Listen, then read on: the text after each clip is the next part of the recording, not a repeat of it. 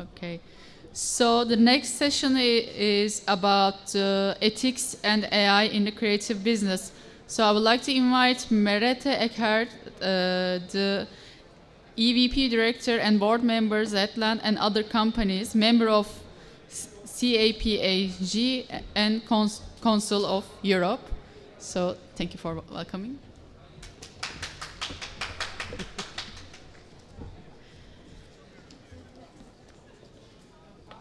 So, I will just wait for the PowerPoint to be on stage. I think she's looking for it now.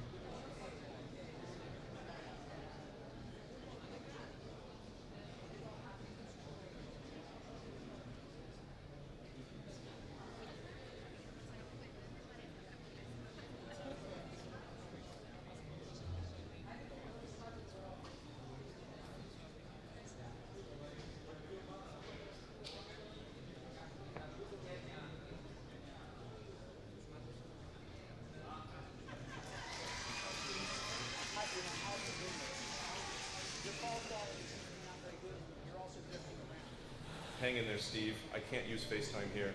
Did you know that AI Talk is making me talk to you about artificial intelligence? This show really loves self-deprecation. So, Steve, what do you think about artificial intelligence? I believe it could be humanity's biggest existential threat. Just imagine the AI behind your Siri turning rogue. Oh, come on, Elon. I know about your recent pessimistic attitude. I've always believed in blending technology with humanity. AI is just another tool for us to enhance our lives. Remember, it's humans who give Siri her purpose. Elon, have you ever considered that maybe your fears about AI are just a projection of your own ambitions? I mean, you're trying to colonize Mars and revolutionize transportation on Earth. Maybe you're just worried AI will beat you to it. Give it up, Steve. When it comes to ambition, you were the one who came up with Siri early on. I can't help but think that if Siri had been a little more advanced, you might have called the iPhone the I know everything. Oh, Elon, I just hope people can enjoy the stylish design and user experience of iPhone instead of being enslaved by it. Enslaved, you say? If I remember correctly, people were so addicted to their iPhones that they would walk into walls while texting. My Teslas can drive themselves without smashing into anything. Touché, Elon. What exactly do the news reports about autonomous driving accidents refer to? You're missing the point. It's not about the cars, the rockets, or even my lovely Starlink satellites. It's about making sure we don't create an AI so powerful that it decides we're irrelevant. My dear Elon, I think you're getting ahead of yourself. AI is a tool, not a sentient being, and like any tool, it can be used for good or evil. Remember the Apple philosophy? It's all about balance. Balance, huh? Funny you should mention that, considering the wobbling iPhone users on Earth. Anyway, I'm not against AI, but we must ensure it serves us and doesn't spiral out of control. Sometimes I worry that they will possess human-level thinking ability. Just look at GPT-4, it's like a silicon-based Shakespeare. Elon, what about consciousness, empathy, and intuition? Can AI truly replicate the human experience? Steve, it's all in the algorithms. Deep learning networks like GPT-4 use transformers to process and analyze vast amounts of data. By leveraging attention mechanisms and self-attention, AI can understand context and make decisions, just like us mere mortals. AI is still bound by the limitations of its program. Okay, yeah, but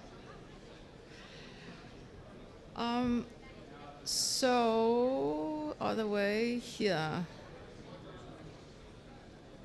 Yeah.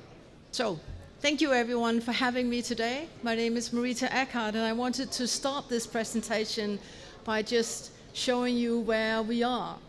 And I believe that this clip actually shows us what is possible today, not half a year from now or 5 years from now. Today, this was made by ChatGPT 4, and that's what we're all talking about.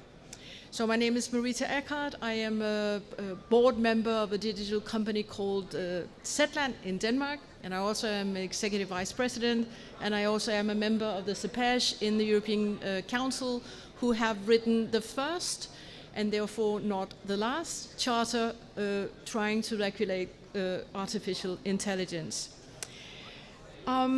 I have three sort of chapters on this for this next 12 minutes. One is the possibilities. What are the possibilities? What are we able to do now? How may we use it?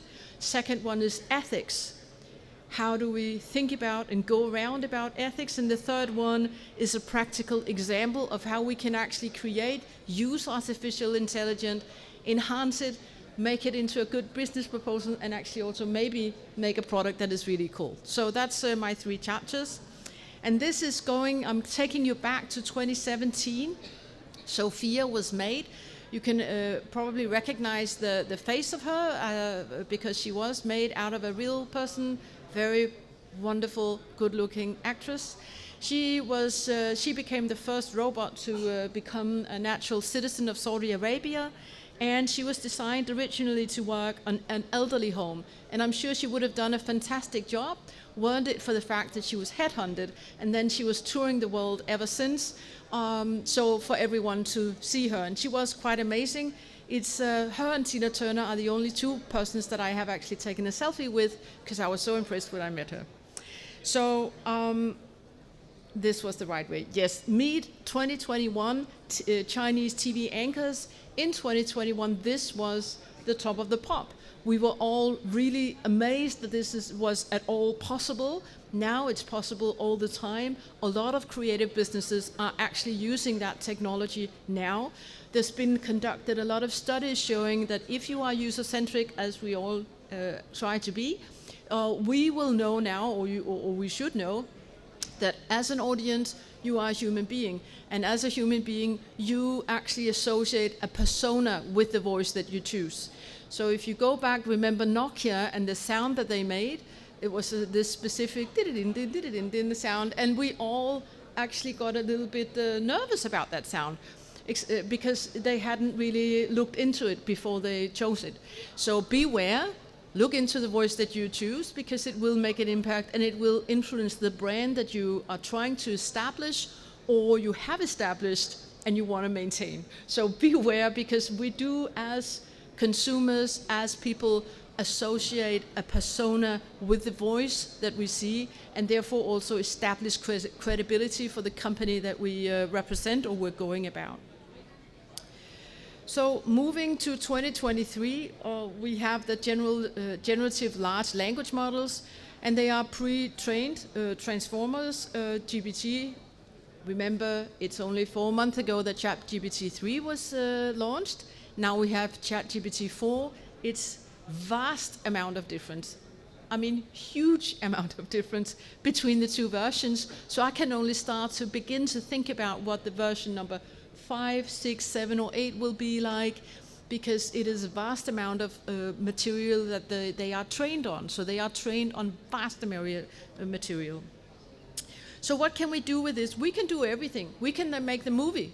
So you just saw it. We can make music, we can make movies, we can make texts. We don't have to write the text ourselves if we don't like it. In Denmark, there was just a job friend, it's called. So upload your CV to the job friend, jobmakker, it's called in Danish, and it will make your application for a job. And if you don't like it, you just write additional couple of words and you get it in a new form until you're happy, and then you press forward, and then the other end, probably if it's a big company you apply to, there's another artificial intelligence machine, and it will pick out the best ones, and then hopefully someday you will actually meet a person who can see you as a person. So we can do everything. And I think the interesting thing is, how do we want to use this knowledge, and how do we regard it? Are we contemplating how we are being extinct in a little while, or can we see the possibilities as enabling facilities? And I obviously want to invite you to do the last. So you are being enabled to do things that you could not do half a year ago. So half a year ago we talked about it, we discussed it, we debated it, but now we have it and now we can use it. And what we can use, we don't need a coder, we don't need a cutter, we don't need even a voice, just 3 seconds of a voice. We as personas individually are enabled to do tons of things. So let's do that. Let's go out there and play. Let's make our creative products. Let's make the better place to stay, a more fun place to stay. So this is sort of like the possibilities chapter. Everything is possible. Now comes the sort of ethic chapter. And since I am on this, it's called CEPEJ in the European Council, what I have to say will take its initiative from that. And we were the first to even make a charter. It was in 2018. It's many years ago. It was all the, at that time, 47 countries, Minister of Justices who enacted it and adopted it. And we had talked for length about how we should regulate things that was so moving target all the time. Now law is not a moving target. Law is slow, it's steady, it's resilient, except when it isn't. And when you combine law in an analog world with the progress of the technique, it's very difficult to get a match. So what we decided to do was regulating the values of the whole thing. So European Council is all about values. And therefore we made 5 principles. Now we did not make specific detailed regulation. We made principles, broader principles, because that's what we thought was the only thing would ever work. And I believe actually that was the right approach still today. And I will just walk you through those pretty fast. It's during the design, during the development, and during the deployment phase, you all have to observe the most primary example of all, namely principle for respect of the human rights. And I would just like you to consider that we have been on this planet for I don't know how long. We've fought about each other, with each other. We've struggled to find a structure that we could all see ourselves in. And the foremost thing is that we do treat each other as equals. And therefore, that is the principle that is the most important, and that is the principle that you should obtain when you make your products. So take a human rights impact assessment with your cool product before you let it live in reality. I also am a firm believer that you do have to regulate. And I'm also a firm believer of the fact, I consider it a fact, that regulation and innovation does not mutually exclude each other, it enhances each other. So for that reason, that is the most important. Principle number 2 is the principle of non-discrimination. This was, again, we were back in 17 when we made it, 18 when it was adopted, and we had the example of Microsoft's TAY. You remember that it was launched 24 hours after it was launched. It was trained by us ordinary people who called, and we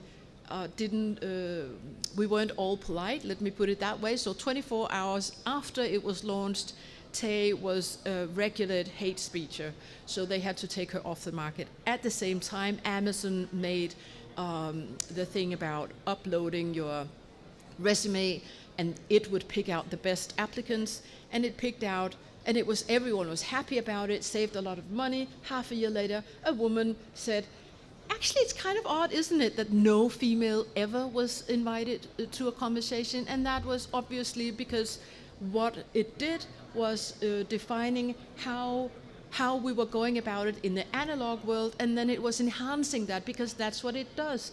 It finds the structures, it's really good at it, and then it enhances it. So that's what it did. So they had to take that off the market too. So principle of non-discrimination, I think my point here is you do have to train. You have to train your products, and you have to retrain the products. You can't, yes. Principle number 4 is the principle of transparency, impartiality, and intellectual integrity. And I believe these days we are just swarming in examples of what we do not want to happen. So we do not want we do not consider it okay that ChatGPT-3 is fabricating a New York Times article because it was prompted to tell the person asking it for advice to document where it had its results from. Well, apparently it didn't have any good answer, so it just produced a good answer, and the good answer was to produce an article from New York Times, which was never written. So obviously, it's a no-go. It's a no-go to fabricate things about a person that wasn't true. Happened also, it's a no-go. Rasmus, my Danish friend, he mentioned this morning, in another example, grooming to self-infliction, that's not okay. Another example, grooming to actually fall in love with the machine and thereby or thereafter committing suicide, it's not okay. So we are sort of swarming in examples now that even though it has been trained, the ChatGPT-3, because they're all from ChatGPT-3, they have been trained, but apparently not good enough. Or they have to be retrained. So that's my second point. Train, but retrain also. Just a word also on the intellectual property. This was prompted just by prompting God create light. Make a picture of God create light. This is what it made. So this I took with me just to show you. This was what I had it prompting. I don't know if I infringed of any copyright examples doing this. I wasn't asking for a specific style, but I could have, and we are swarming also with examples of that now. So make me a piece of music by this and this famous artist, or sounding like this and this, or paint it style-wise like Da Vinci would probably not be a problem, but what about all the now living people would be a problem. We're swarming in those examples now. We're finding our way, haven't found it yet. Which leads us to reflect on how do we actually look upon the copyright issue. So who has the copyright to this picture? I prompted this picture. Who has the copyright to that picture? I don't know. Does it even have a copyright? Other example, what material can you use when you train your product? So Getty Images, who is a model bureau, has fabulous pictures of models, so fabulously looking models. They just initiated a court case in the States for that example, specifically alleging that it is not okay to use their photos as training basis. Is it not? I don't know, but I do know that we have to find a way through this, or otherwise it will not work out for us. Yes.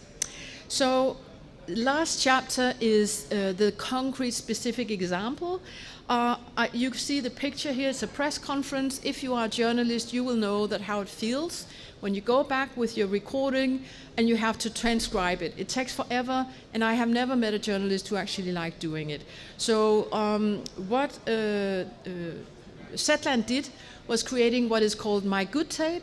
It's based on OpenAI. It's on a Whisper model. It's open source. It's a pre-trained language model, and Zetland is making it available for everyone to use. You do your recording, you upload it, and you get it back in a transcripted version. So this is just to illustrate that the second biggest consumer right now is from Taiwan.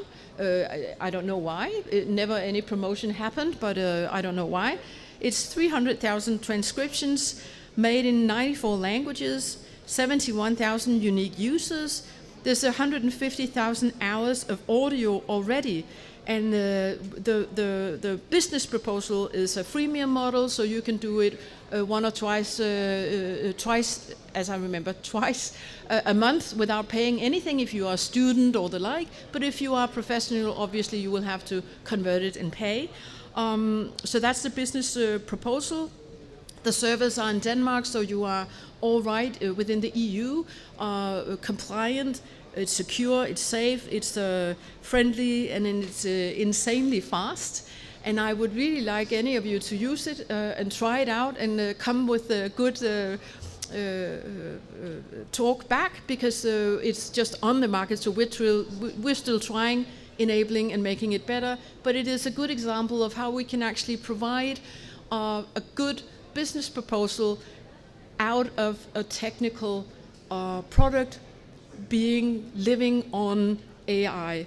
So I would just invite you to go out there, do your thing, play, make new products, respect the rights, and I would also invite everyone to actually let's work for regulation here because we need regulation. Thank you very much.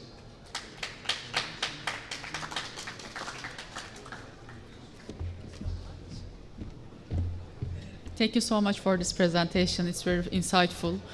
And the next session is about an entrepreneur journey. It's in the creative industries. So I would like to invite Nikolaos Markakis, the co-founder of the Mood for Desire. So stage is yours. Thank you. Hello, I'm Nikos and I'm co-founder of Mood. Mood is a startup that recently just raised funds, and we operate in the business of nightlife. So picture this.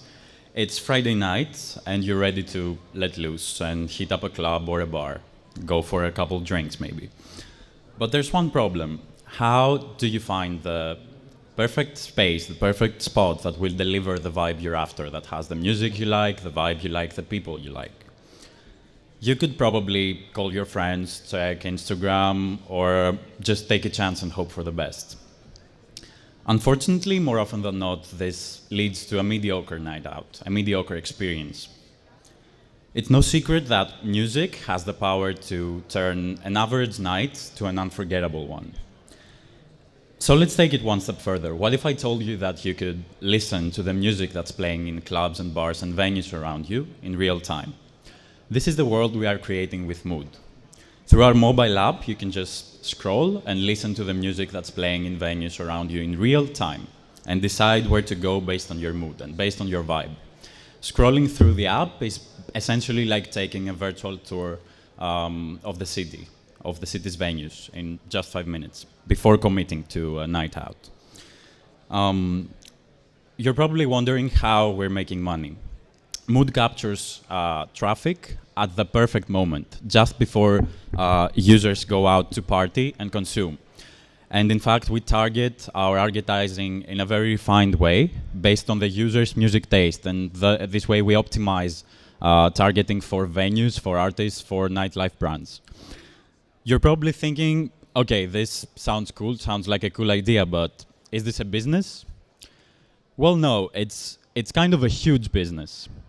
In our quest to redefine how people navigate nightlife, how people experience nightlife, we uncovered a hidden gem in the data we collected. So let me tell you a story. It's 2022, and our team is attending Athens Music Week. This is a conference that brings together various stakeholders from the music industry. After we did a short pitch of our startup, telling everyone about nightlife, about navigation and stuff like that, we get approached by a couple people from Orpheum. Orpheum is a music licensing technology company. And they take a good look at us, and they're like, okay, guys, cut the crap. You're not doing this for nightlife. You're only doing this for the data. You guys are trying to solve the data gap. And we literally had absolutely no idea what they were talking about. So as we got to learn, every night in Greece alone, thousands of venues play music for their respective audiences, clubs, bars, restaurants, all venues.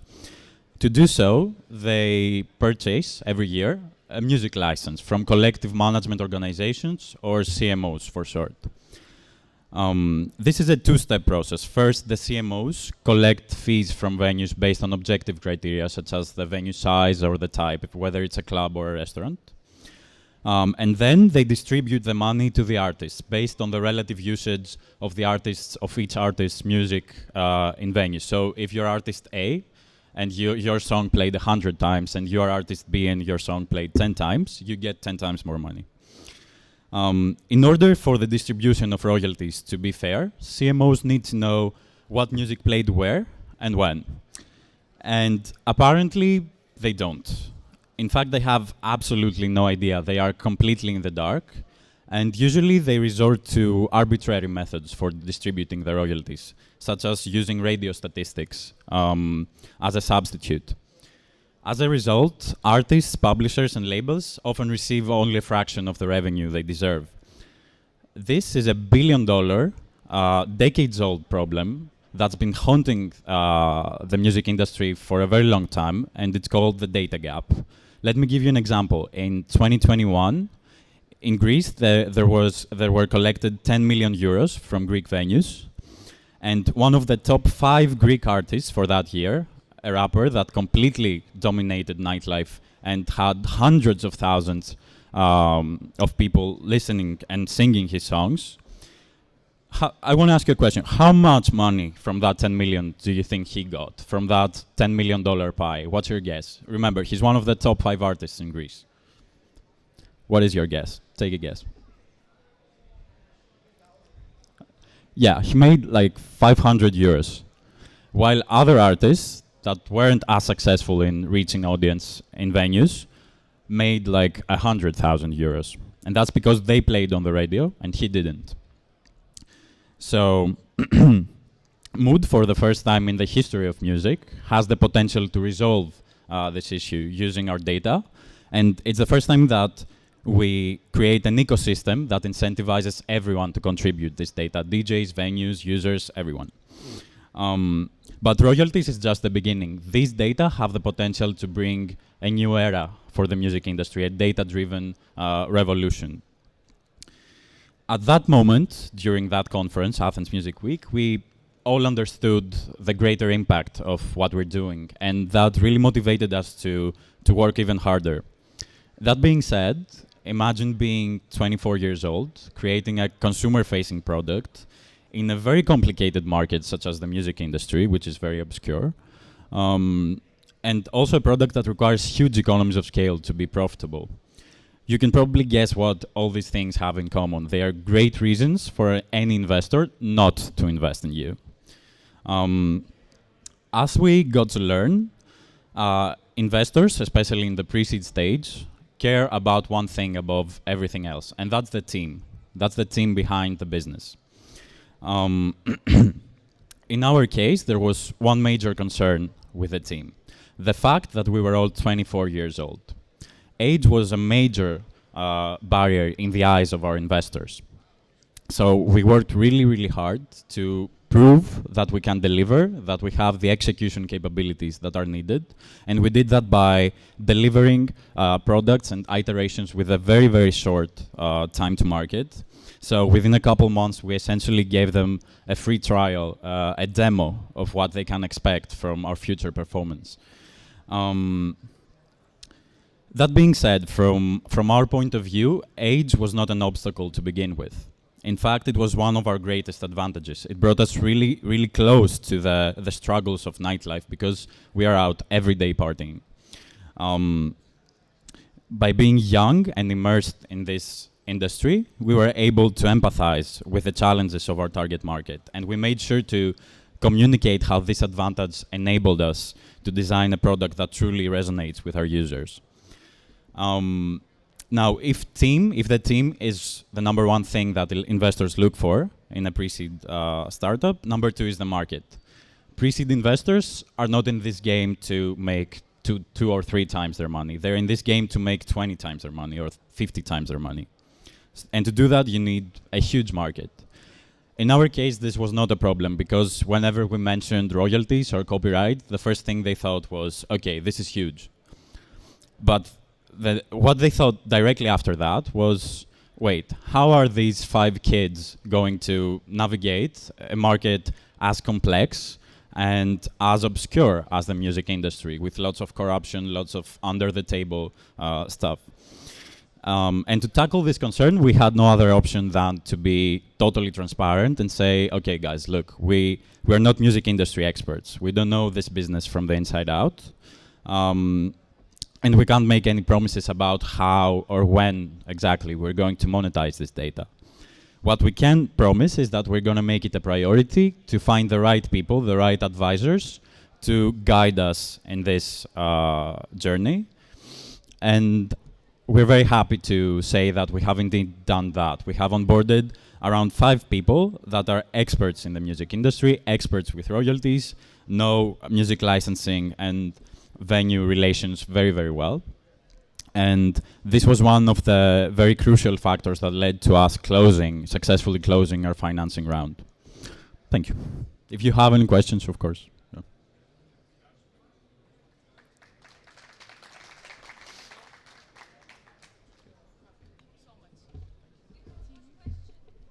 Oh, they have. Sorry.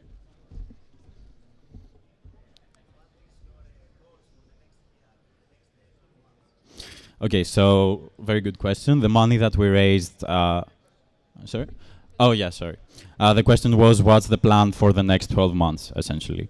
So with the money that we raised, our pre-seed financing, we plan to optimize our value proposition and our processes within Greece so that we turn our product into something as scalable as possible so that we can then press the button, raise new money, and expand. Expand in European capitals such as London, Madrid, Barcelona, and so on, and Berlin. Capitals that have, both from a qualitative perspective and a quantitative perspective, very high interest for us. Perfect, thank you.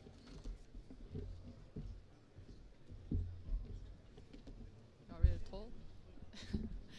Okay, thank you very much for your speech and the presentation about your journey. And right now we will continue to CBC Greece finals, but we need, I guess, 5 minutes. We will give a 5 minutes break. And then we have 4 creative startups and treasury members. We will select 1 startups and take them to the journey of the Copenhagen. So let's meet at 6:30. Thank you.